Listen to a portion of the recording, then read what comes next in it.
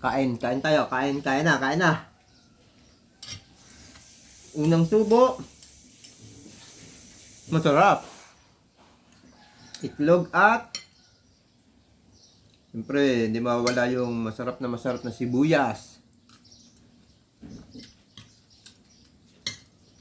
Tsaka lagang talong.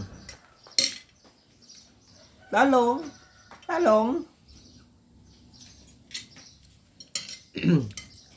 Pangkaraniwang ginagawa sa umaga.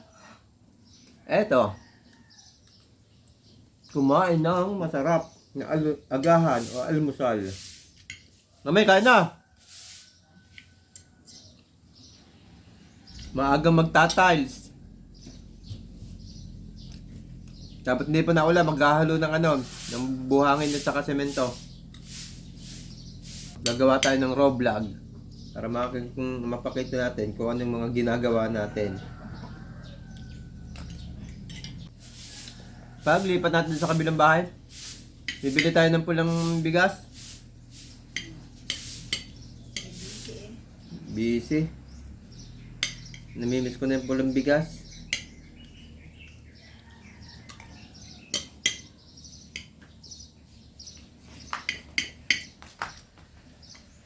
Ano kasi ako nabili sa farmers. Doon sa namin dito. Sa presidente ng mga nag-organic. Organic rice kasi yon yung binibili ko.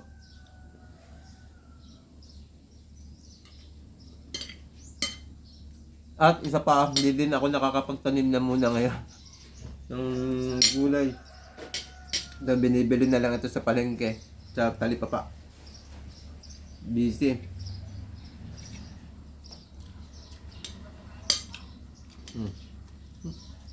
Pero matamis.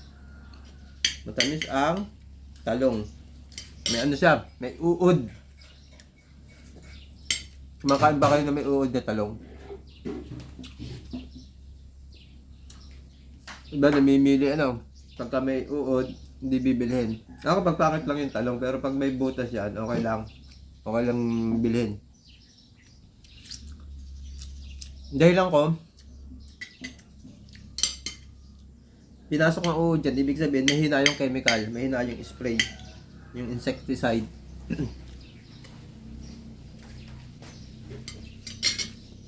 Plano ko doon sa bahay, kapag lilipat na ako, sa mineral bottle, ako ng yun na lang yung tubig. Diba paglipat daw, kailangan ng tubig. Tapos bigas, na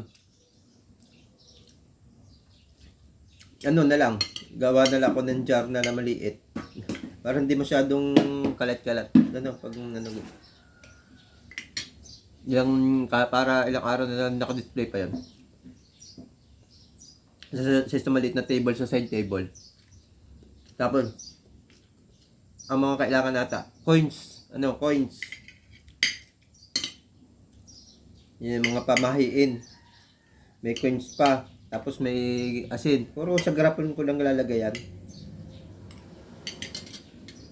Yung coins may lagay talaga ako yun.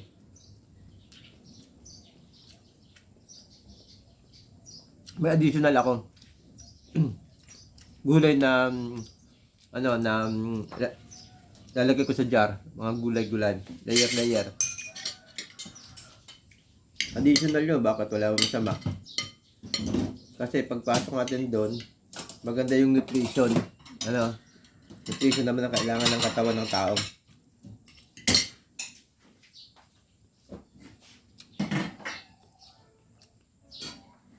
Sorry ba, yung talong, matamis yung talong. Laga lang.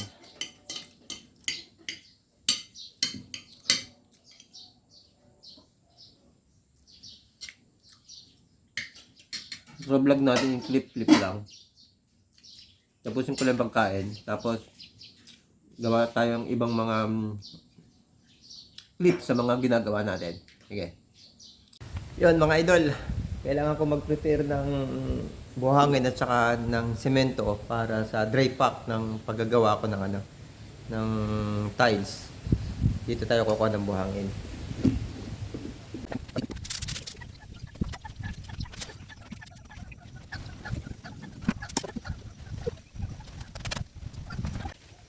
Ang lakas ng hangin. Nalsik.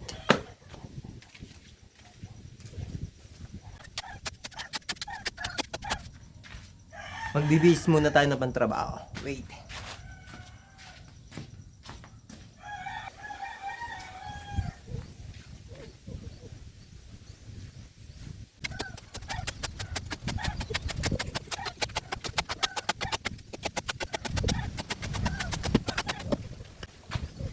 Parang sanay na sanay yan, oh.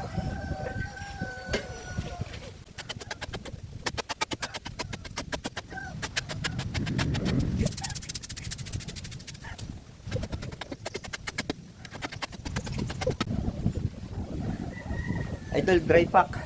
Hindi siya yung basang-basa. Ano lang siya, medyo basa.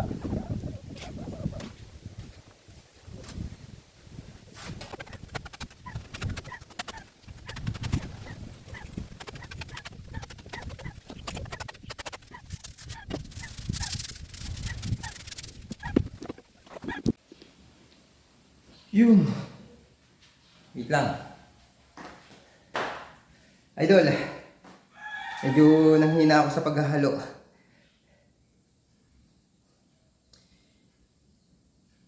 Yung pinakita ko, gusto kong ipabatid, ipaalam, yung benepisyo. Ano? Yung benepisyo ng ginagawa ko kung bakit may ganito ako mga ginagawa.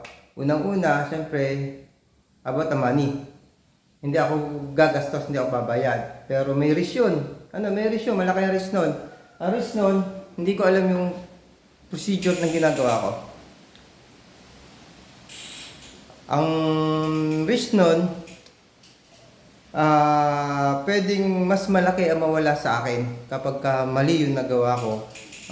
Unang-una yung materyales, masasayang. Tapos yung struktura, masisira. Malaking halaga, lalo yung magiging kapalit nito na sayang. Gusto kong ibigay yung punto na yung stress. Yung stress nito, napakalaki. Napaka-hassle. Unang-una, yung pagod, physical stress, at saka mental stress. Ano yung benepisyo? Ano yung benepisyo na mapupulot ko dito? Ito, sharing to dahil maging idea. Hindi yung gagawa ka ng ganito, yung idea. Yung idea na makukuha mo related to sa pagpapagaling ng kahit anong sakit. Ako, yung mga nararamdaman ko marami. Yung rheuma, arthritis. Yung ganitong physical na hindi kasanay, malaking risk yun sa rheuma. Ako nakakaranas ako ng iba't ibang klase ng pagsakit ng kasukasuan. Hindi makatulog. Pero kinakaya at kakayanin. Yun yung natin. Yun yung gusto kong ipabatid. Na nasa isipan ko, nagpapalakas ng isipan ko na hindi grabe, hindi malala yung sakit na rheuma. Oo, mahirap gamutin, walang gamot, pagtitiis, pero physical na trabaho, kaya, kakayanin, kinakaya. Ibig sabihin, kaya ng katawan. Kapag utak ang magdidikta, kapag utak ang nagdidikta, malaki yung faktor ng paggaling. Napatunayan ko yan sa maraming beses sa sakit na GERD.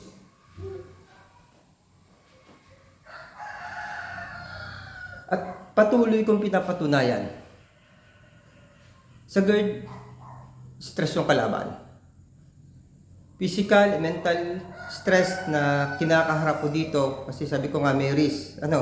Yung ganito, malaking halaga to. Unang-una, itong binili kong tides. To? Nasa mahigit 20,000. Saan ko pupulutin yun isa akong hamak na empleyado? Kung sisirain. Ang laki ng risk na iniatang ko sa sarili ko para patunayan na ako, inahamon ko lagi sa sarili ko tulad ng pag-iinom. Pinakita ko sa inyo dati sa mga vlog, ibalik nyo, yung mga bago lang nakakapanood, ibalik nyo yung vlog na pinakita ko na nag-iinom ulit ako. Although yung pagkatapos noon, sinasabi ko naman na for video purposes yun, na gusto kong ipakita sa inyo doon sa mga natatakot, doon sa mga nawawalan ng pag-asa, na gagaling sila. Pwede, posible. Kasi ako, nakuha ko yun. Yun yung tema ng mga vlog na ginagawa ko. Para bigyan kayo ng lakas ng loob. Tulad nitong ginagawa ko ngayon. Ang laki ng risk para sa about money na wala naman ako. Dugot pa awis ang pinuhunan ko para lang makaipon ng halagang ganon. Tapos sasayangin ko lang. No. Gusto kong ipakita na yung pagtitiwala. Pagtitiwala sa sarili mahalaga. Kaya mong gawin ang lahat basta may tiwala ka sa sarili mo. Pangalawa doon, yung tiwala sa sarili ko na hindi ako lulupog sa sakit na meron ako kahit sa ganitong physical na trabaho na hindi sanay ang katawan ko. Iniisip ko nung una, paano ako magsisimula? Kakayanin ko ba? Hindi kaya hospital yung abutin ko. Ngayon, malapit na matapos. Hindi naman ako na-hospital. Although, nag-acid reflux, normal lang yan sa isang tao na nag-iisip, mapag-isip, dahil alam natin kung ano yung masasayang. Doon ako, nag-iisip ako. Tapos, iniisip ko kung ano yung tama ba yung gagawin ko. Physically, mentally, stress, acid reflux. Number 1. Pero yung acid reflux, hindi siya nagpe-penetrate na maging good. Kasi nga, sa mga ginagawa nating panlaban para doon. Napapatunayan ko na tama, maayos, yung kondisyon na ginagawa ko para labanan yung mga sakit na meron tayo. Ito yung kung bakit ginagawa ko itong lahat na ito, kung bakit ako magro-vlog, ipakita na ako pinahirapan ng matagal sa sakit na GERD, 30 years na higit na pabalik-balik, hindi ko alam. Isip ko, mawawala na lang ako basta-basta, anytime. Hindi na ako makakaahon, hindi na ako makakapagtrabaho ng maayos, titigil ako sa trabaho. Pero ito, pinakikita ko sa inyo, physical.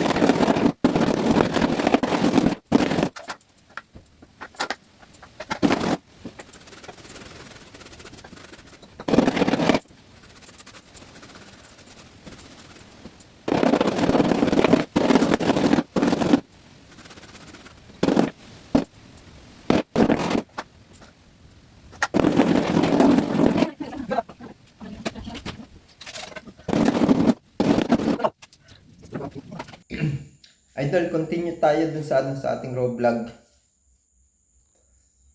Di ko kinaya yung yung sakit ng mga kasukasuan ko sa pagtatides. Tumigil ako mga alas 2. Masakit na talaga ito. Ito Ito, sakit oh. Ang init. Ang init. Tapos may pinuntahan pa rin kami ni Mrs.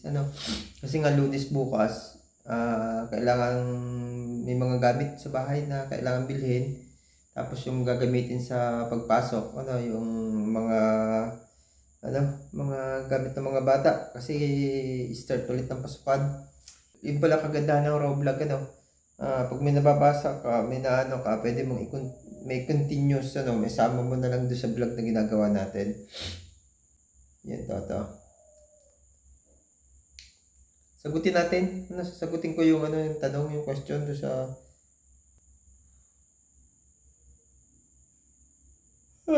Nantok na ako. Sakit kasi ng mga kaso-kaso ako, pagod. Ayoko naman perasahin kasi baka mamaya sakit abutin ko.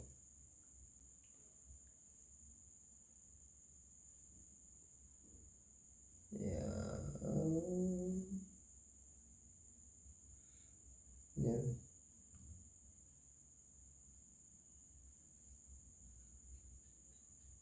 Shoutout kay Malin Dominguez. Meron bang acid na hindi nasakit yung sikmura pero parang may bara sa lalamunan at parang plema?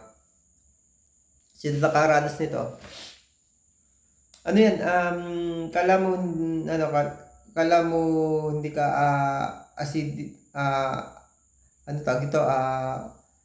Hyperacidity. Yung pagkakaroon ng plema, yung malagkit sa lalamunan, nagpo-produce siya ng acid. Siguro hindi ganun ka-init yung acid, pero nagre-reflux siya, umaabot siya sa lalamunan. At ang kalimitang ganyan, yung mga bloated,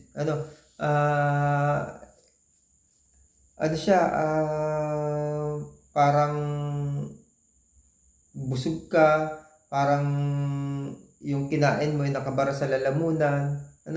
Yun yung pakaramdam ng bloated.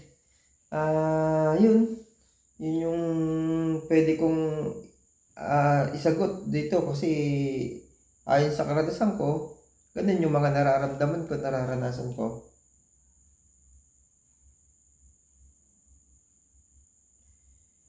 Marami namang mga acidity na na hindi masakit sa sikmura. Mahirap lang ang pakaramdam. Merong bumubukol sa tiyan na palipat-lipat. Merong mabigat sa dibdib, pero hindi masakit yung tiyan na yung namimilipit ka sa sakit ng tiyan. Minsan kasi ang GERD, ang reflux, nagsisimula yan sa umpisa na namimilipit ka sa sakit. Hindi mo maintindihan yung sakit, pero habang tumatagal, naiiba. Kaya mo na yung pain nung acid, kaya na nung mga part ng katawan mo na inaabot ng acid.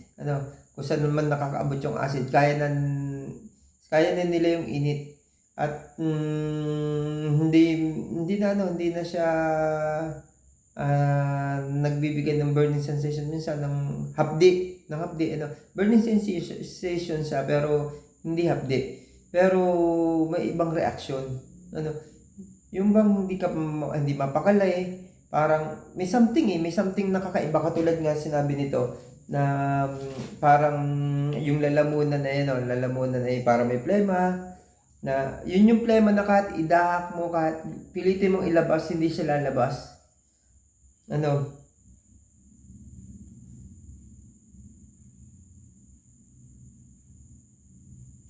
Yung iritado talaga kasi ramdam mo may nakabara. May nakabara dito. Tsaka minsan yung init ng tiyan natin, hindi man siya masakit sa sikmura, nagpo-produce siya ng mucus sa ating sinusitis, at minsan yun na nararamdaman natin, yung ah, nagkakaroon tayo ng allergy or rhinitis. Yun yung nararamdaman natin, yung para nakabara sa lalamunan dun sa taas, dun sa dun sa may taas na yan, para nakabara siya. Kasi puno ng puno ng laman ng mucus yung ating sinusitis. Ayan. Yun mga idol, medyo pagod. Gusto ko lang i-share yung ah, yung aking maghapon. Nagmotor pa rin. Ang hirap magmotor, masakit kasi dito. Ito, sobrang sakit. Although lahat ng daliri ko masakit, pero ito pinakamasakit to. Pantayin dito, nandito. Ito, tapat na to. Itong litid na ito. Ito ata ang katapat nito eh. Itong litid na to. Sobra. Ang hirap ipukpok ng mallet. Tinigil ko na lang muna. Hindi naman nagmamadali. Yung may pasok na ako bukas. Sabado at Linggo na ulit yung gawa nito. Nautay-utay. At least alam ko sa sarili ko na na malakas ako. Kasi ito nga, hindi ko kabisado ng trabaho, nagagawa ko. Ibig sabihin, hindi grabe yung mga nararamdaman natin. Totoo yung mga nararanasan ko na okay ako. Okay ako. Kasi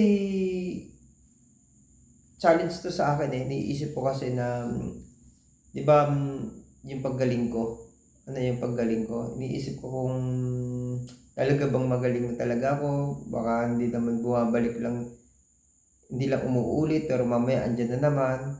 Baka pag nagtrabaho ako na mabigat, baka bumalik yung sakit. Ano nga ang tawag doon, yung term doon? Nakakapraning yan. Kasi yung mga pinagdaanan nating sakit na yun, nakakatakot. Nakakatakot na, grabe yung sakit na dinaanan kong yun. Kasi, hindi agad gumaling. Swerte yung iba, gumagaling agad, natsetsempuhan. Yung sa akin kasi, talagang, 1990 nagsimula eh. 1990 nagsimula, tapos gumaling lang ako 2022 mahigit. Magto-23 na, 2023. Almost 2023. Isang taon. Pero may pa rin yung may acid reflux pa rin. Hindi lang yung grabe. Yung 2024 ko, doon ko na pinakita sa inyo na umiinom ako, nagpapagod na ako, nagtatrabaho ako na nakakapagod, china-challenge ko na yung sarili ko. Doon ko na pinakikita sa mga vlog ko na china-challenge ko na yung sarili ko para malaman na hindi na bumabalik yung GERD. Ito, total, dito na tong bahay na to, kasama ito sa challenge sa sarili ko na hindi lang physical, mentally stressed din. Laking stress dito sa ultimo tong buong building na to, buong bahay na to. Mentally stressed to. Kasi inutay-utay kong ipagawa. Maraming stress ito bago maging ganito yung bahay na to. Ang daming stress sa sarili ko. Una-una sa pera, hindi pa tapos yung ubos na yung pera. Tapos kakapusin na yung kapit ko, biglang may hihingin pa yung mga karpentero. Tapos may mga mali. Yun. Isa din sa dahilan kung bakit ako yung gumawa nito. Itong mga tiles, yung sa banyo, yung sa lababo. Kasi may pinaumpisahan ko yun eh. Tapos napansin ko hindi ko nagustuhan yung trabaho. Yun, naisip ko na babayad ako ng sapat tapos hindi ko gusto. Kaya naisipan kong ako na yung gumawa. Kung magkaroon ng pagkakamali, at least wala akong binayaran. Wala akong binayaran kaysa doon sa mali yung naging trabaho tapos nagbayad ako. Yun. Kaya ito, sakripisyo. Yung electrical, talagang ako yung talaga nakaset up to. Plano pa lang na magpapatayo ako ng bahay, ako na mag-electrical. Kasi electrician din naman ako. Graduate ako ng industrial electricity nung high school. Sa school ako ay trade school. Tapos graduate ako ng marine engineer. College ko, electrical engineer, may mga subject ako. Yun, kaya ako talaga yung kaysa sa pabayad ko. Malaki din yung natipid ko sa electrical kasi yung tindahan na binilhan ko na materyales, kaibigan ko, discounted. Tapos yung ibang materyales dito ko binili sa hardware kung saan ako bumili ng mga materyales ng buong bahay. Malaki yung discount kasi naging suki ako nila. Tapos yun, yung linya, ang daming butas nito. Tapos yung breaker ko, napakalaki ng load nun. Kung ipapaano ko ito, electrical ko, talagang malaki yung labor nito. Cost nito. Dito nga sa kwarto, ang outlet ko dito, convenient outlet ko dito, 3. Ang ilaw, 1 lang. Hindi na ako naglagay ng ilaw, ng ibang ilaw pa dito. May aircon ako, para sa 2 kwarto ito, para sa aircon. Kwarto lang to ha, 1 kwarto lang yung kung ano yung nakalagay sa kwartong ito na electrical, ganun din sa kabilang kwarto. Sa salas ang daming saksakan kasi ayaw ko na may extension. Kaya diyan bawat sulok may saksakan, pati sa gitna, madami saksakan diyan. Tapos dito sa may gilid dito, yung pinaka kainan, may mga outlet din diyan, meron pang nakaabang diyan para sa bar. Bala ko maglagay diyan ng bar counter linagyan ko ng outlet na mataas. Sa CR, may abang din ako doon, may outlet din ako doon para sa sa tawag natin dito, water heater. Water heater. Sa lababo, meron din akong saksakan para sa mga electrical appliances. Yan. Sa labas, may mga tayo dyan, may mga ilaw din. Dami kung papaano ko. Medyo hindi pa lang makalipat kasi nga itong pintura nito, tsatsagain ko din to. Ako na rin yung gagawan ko, ako na rin ang papahid ng masilyan nito, tsatsagain ko na lang yan. Pero hindi ko pa magagawa ngayon, kaya uti-utay. Ito, raw vlog tayo, para makita nyo yung naging challenge sa buhay ko, para tumibay lalo yung kalooban at kaisipan ko na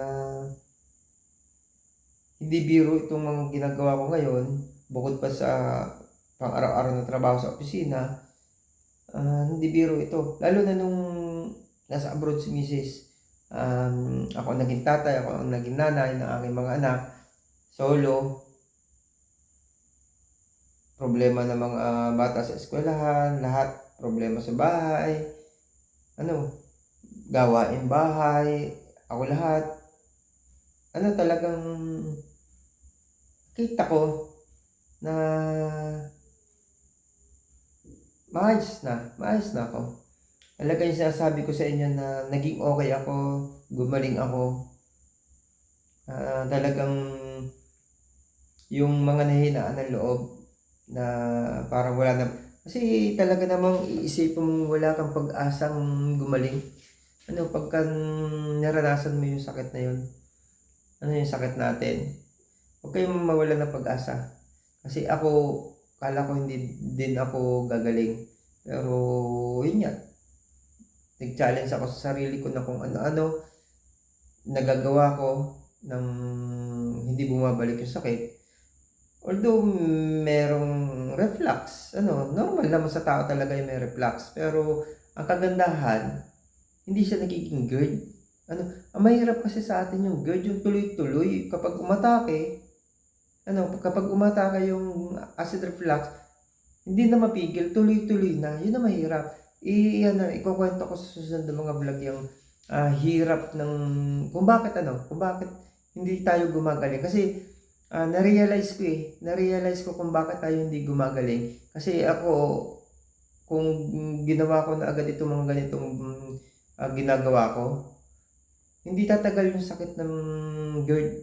Kaya kayo sana mapanood yung mga kinukwento kong mga vlog para hindi na kayo matulad sa mga naranasan kong haba ng panahon na may sakit na GERD.